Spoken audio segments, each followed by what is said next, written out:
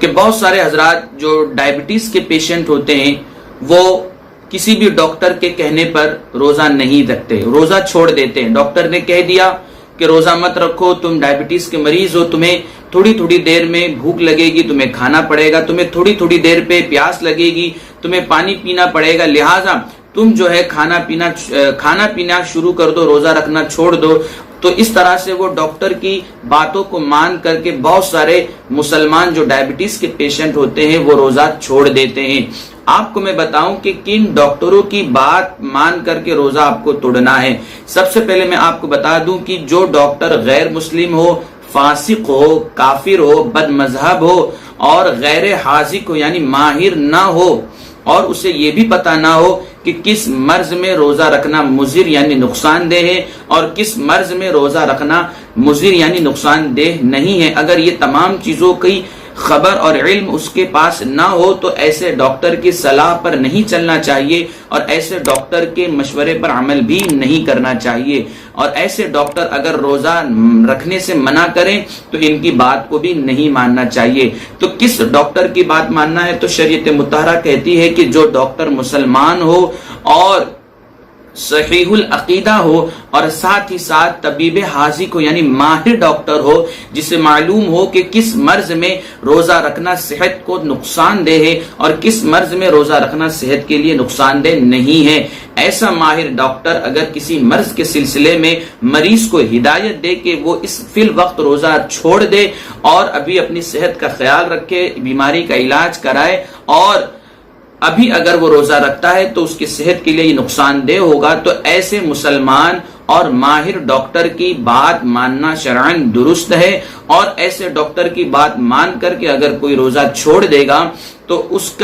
उस रोजे की कजा करना उसके लिए तो जरूरी होगा और उस पर कोई गुनाह भी नहीं होगा। लिहाजा हमें चाहिए कि हम माहिर डॉक्टर को ढूंढें, लेकिन आज के इस दौर में माहिर डॉक्टर तबीब हाजिक नायाब होते जा रहे हैं, यानी बहुत ही खाल कहीं नजर आते हैं और जो भी मिलते हैं वो तो ऐसे ही मिलते हैं कि थोड़ा सा कुछ हुआ तो वो रोजा रखने से मना कर देते हैं, खाने पीने से जो है लोगों को कहते हैं ये खाओ, ये पियो, ये तुम्हारे मर्ज के लिए बेहतर रहेगा, ये तुम्हारा मर्ज इससे जल्दी ठीक हो जाएगा। तो इस तरह की बातें आजकल डॉक्टर्स कहते हैं। तो लिहाजा जो तबीब हाजिक हो, मुसलमान डॉक्टर हो, उसी की बात माने और उसी के सलाह पर अमल करें और अपने रोजों को बेहतर से बेहतर बनाने की कोशिश करें।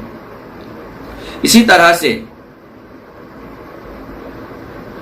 तजुर्बेकार मरीज के तजुर्बे से अगर किसी ने अपने रोजे को तर्क कर दिया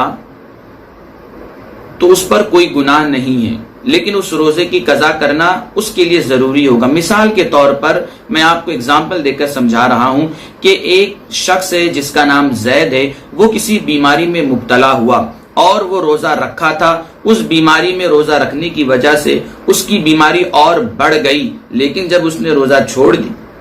रोजा छोड़ दिया तो उसकी बीमारी कम हो गई। तो ऐसा कोई मरीज मिले तो अब बकर नाम के एक दूसरे शख्स ने भी रोजा रखा और उसे भी वही बीमारी हुई जो जैद को बीमारी हुई थी। तो अब उस जैद की बीमारी से तजुर्बा लेते हुए बकर अगर रोजा छोड़ दे तो उस पर कोई गुनाह नहीं होगा, लेकिन उस रोजे की कजा करना बकर के लिए जरूरी है, क्योंकि बकर जो है जैद की बीमारी से तजुर्बा लेकर के वो रोजा नहीं रख रहा है। तो लिहाजा वो रोजा अगर न रखे तो वो शरअन माजूर कहलाएगा, क्योंकि एक दूसरे शख्स की बीमारी से उसने तजुर्बा लिया है और तजुर्बा हासिल किया है। तो इस सूरत में अगर किसी बीमार से आपको तजुर्बा मिल जाए और उसे आपको मालूम हो कि फला शख्स बीमार होने की वजह से रोजा छोड़ दिया था और जब रोजा छोड़ दिया तो वो ठीक हो गया, तो उससे तजुर्बा लेकर के अगर उसी बीमारी में कोई दूसरा शख्स मुब्तला हुआ है तो तजुर्बा लेकर के वो रोजा छोड़ सकता है, लेकिन